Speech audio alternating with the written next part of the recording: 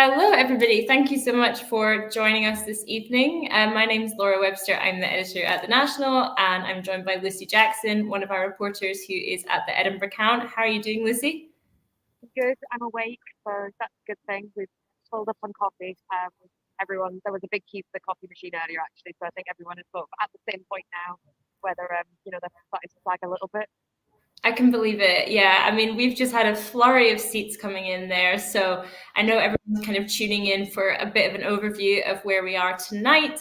I can see James has joined us as well. So I'm just going to add him in. Hi, James. Hello. How are you doing? How's the Glasgow Count? Yeah, I get the sense that it's all start to really get into action. Anna Sauer literally just arrived. He came through the doors to cheers from Labour activists and the Labour candidates. He said that he was being quite coy still without the results officially declared, but he said it's clearly going to be a very good day for Labour, not only across the UK but in Scotland and in this case at the Glasgow Count in Glasgow as well.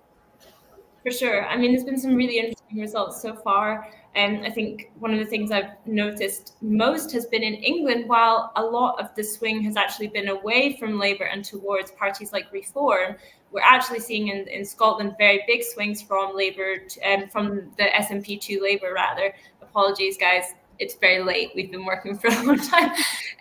There's been between sort of 20% and 22, 23% swings from the SNP to Labour. So it feels like a bit of a parallel to 2015, kind of a reversal of what happened back then when I can hear lots of cheering behind you. I'm imagining that's probably Labour activists. Yeah, you don't have to guess what that is. No. Anna Sauer is literally he's assembled now with the candidates around him, looking very jubilant, and there are cheers and everything. So yeah, you can hear that in the background, that's for sure. Absolutely. So yes, as I was saying, it's like a bit of a parallel from 2015. We saw a lot of big Labour figures lose their seats to the SNP. Big triumphant night for them. Tonight, it's interesting. A lot of those characters who lost their seats back then are back now. So you've just had Douglas Alexander pick up a seat in Lothian East, for example, taking that. It was actually an Alba seat.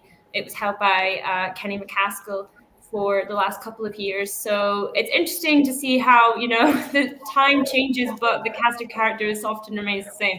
So I've got a bit of an overview so far of the seats that we've had declared in Scotland. So Kilmarnock, that was Alan Brown's seat. That has gone to Labour, Lillian Jones.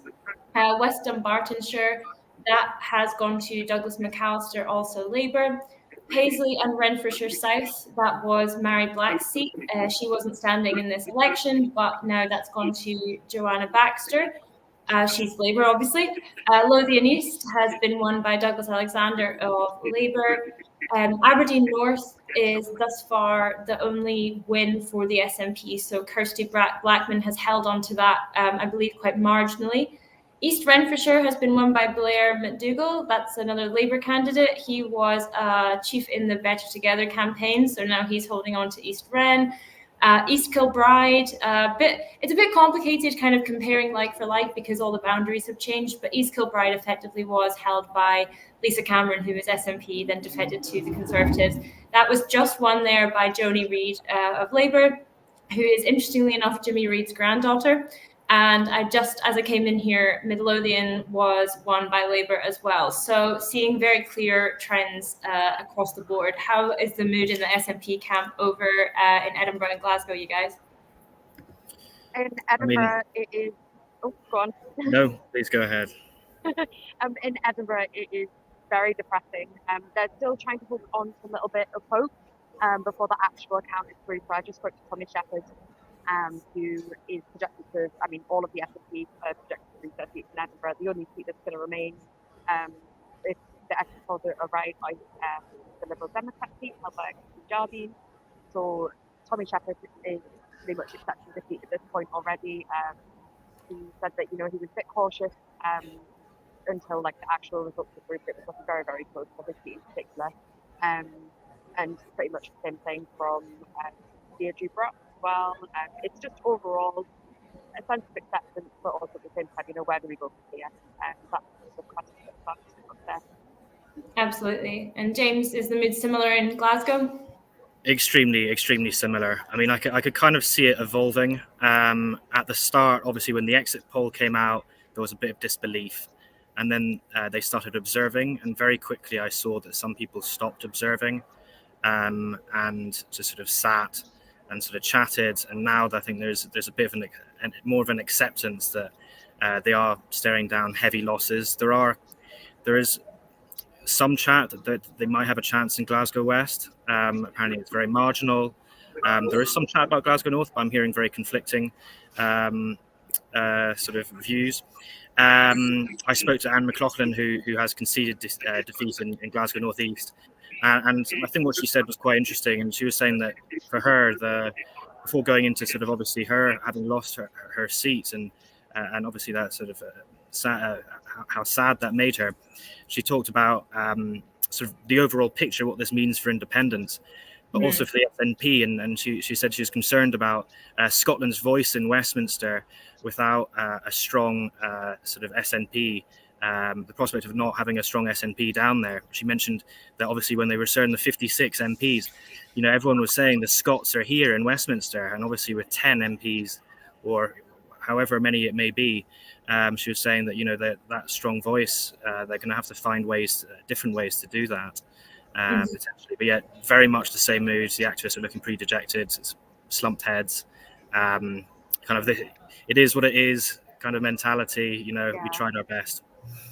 Absolutely. I mean, similar sentiment from Kate Forbes and Nicola Sturgeon speaking earlier tonight about saying, well, it's a bit early to be writing off independence altogether. The polls are still showing us that roughly half and half of people in Scotland are for and against. So it's still a huge topic of conversation. But the kind of message seems to be coming out that this was a vote about getting the Tories out, and the SNP were unable to make this a kind of independence election, which is what Nicola had really set out to do previously. And Nicola was making some interesting comments as well on ITV about how she felt that the SNP, beyond saying, independence line 1, page 1 of the manifesto, hadn't really been able to translate that into day-to-day campaigning, which I thought was very interesting, because she obviously wanted it to be a de facto referendum, but it does seem that John Swinney and Stephen Flynn kind of moved away from that over the past few months. I'm going to play a quick clip from Stuart Hosey, he was at the Glasgow Count, that's the SNP's campaign director, and he was saying pretty much that he felt voters had been lending their vote and their support to Labour in order to get the Tories out. So I'll just play that now. No, I think we've seen all the way through this election campaign that even though independent support remains high, almost 50%, people were prepared to lend their vote to Labour to get the Tories out. And that appears from the exit poll to be what's being suggested. And you're confident here in Glasgow that seats will be retained? I'm now going to look at boxes returned and declarations made as the counting happens throughout the night. I mean, that exit poll, I think, should give us all food for thought. Very interesting there. So there's been some other very interesting results coming in. Just before I came in to do this live stream, I saw that Nigel Farage had won his seat with a pretty substantial majority down in Clacton. Maybe more positive news, depending on your outlook. Jeremy Corbyn has won his seat as an independent against Labour, about 8,000 votes more than Labour had. There's also been some big Tories lose their seats, but maybe it's getting lost in the noise among everything else that's happening. So Grant Shapps, I believe, had lost his seat. And there was a couple of other ones coming in. I think the Lib Dems were pretty confident that they had knocked out Gillian Keegan as well as the Education Secretary at the UK government level. There's still lots more to be declared. Penny Mordaunt's seat will be an interesting one to watch, certainly. One that I think a lot of independent supporters would have liked to have seen gone was Ian Duncan Smith, but he just managed to hold on to his seat in Chingford.